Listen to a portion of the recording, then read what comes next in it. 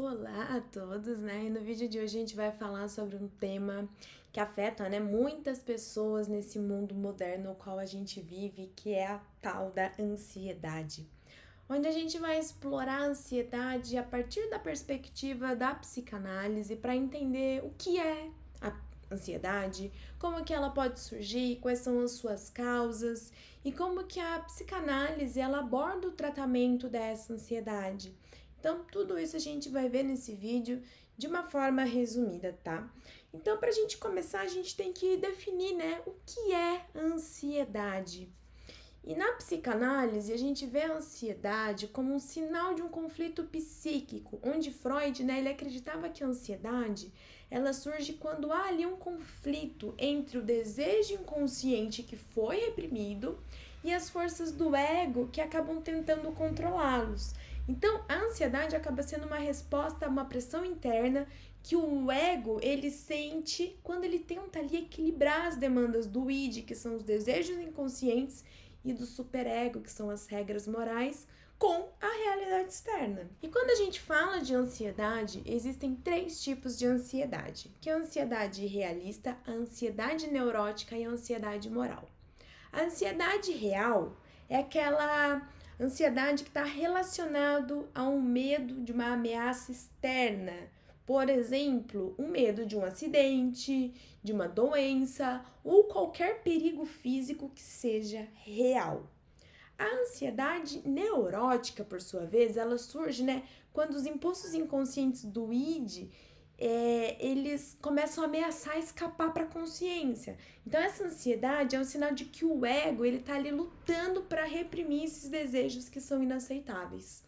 E quando a gente fala de ansiedade moral, ela já está relacionada aos conflitos com o superego, onde a pessoa ela sente culpa ou vergonha por ter desejos ou comportamentos que ela considera ali moralmente errados. Quando a gente pensa na causa dessa ansiedade, a gente pode citar a repressão de desejos e traumas inconscientes que pode vir a gerar essa ansiedade, quando esses conteúdos ali eles foram reprimidos e tentam de alguma forma emergir para a consciência.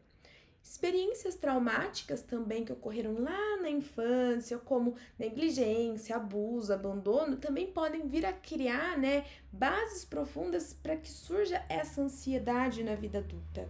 E conflitos internos, né, onde nisso a gente fala sobre a luta entre o desejo de satisfazer os impulsos inconscientes e as exigências da realidade pode acabar gerando essa ansiedade de forma contínua. Se a gente for citar exemplos de ansiedade, né, na vida, a gente pode citar, por exemplo, uma pessoa que sente uma ansiedade intensa antes de falar em público.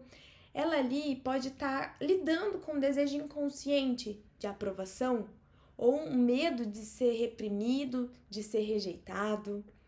Ou, por exemplo, alguém que está ali constantemente se preocupando com a saúde. Ela pode estar expressando ali um medo inconsciente da morte, projetando, né, isso em sintomas físicos.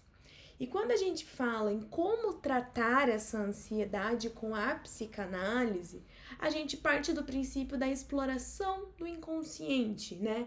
Onde a terapia psicanalítica vai buscar trazer à tona quais são os desejos que essa pessoa reprimiu, quais são os medos, traumas inconscientes que podem estar causando essa ansiedade.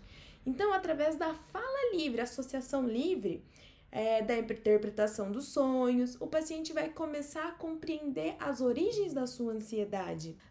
Através da associação livre, né, o paciente ele vai começar a falar sem nenhuma censura sobre o que ele está pensando, sobre o que ele está sentindo, e isso vai revelando conexões ocultas com as experiências que ele teve lá no passado. A interpretação dos sonhos também pode ser uma forma, né? Porque os sonhos, eles podem revelar também ansiedades profundas, desejos reprimidos. E quando a gente interpreta os sonhos, nós, enquanto terapeutas, ajudamos o nosso paciente a entender os conflitos dele, os conflitos inconscientes que estão causando essa ansiedade. E quando a gente fala de ansiedade, ela está paralelamente relacionada a mecanismos de defesa, que da mesma forma que a gente usa eles para nos proteger, eles também podem acabar nos afetando, porque tudo que a gente guardou, uma hora precisa sair, né?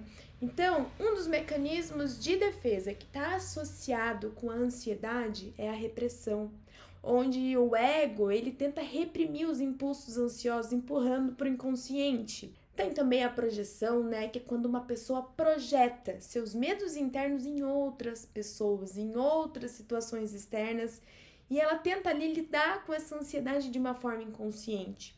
A gente também pode citar a sublimação, que acaba sendo uma forma mais madura de lidar com essa ansiedade, né? Em que toda essa energia psíquica ela é canalizada para atividades produtivas, que são socialmente aceitas, como arte, trabalhos, esportes. Então, dito tudo isso, a gente pode ver que a ansiedade é um fenômeno complexo, que tem raízes lá bem profundas no nosso inconsciente, e com a ajuda da psicanálise é possível explorar essas raízes, encontrar caminhos para reduzir e lidar melhor com essa ansiedade, né? A ansiedade não vai deixar de existir, mas o indivíduo vai aprender a lidar com ela, identificar o gatilho que startou essa ansiedade e não deixar com que ela tome conta dele. Então, se você gostou desse vídeo, não esqueça de curtir, de compartilhar e se inscrever nesse canal para mais conteúdos sobre psicanálise e até o próximo vídeo.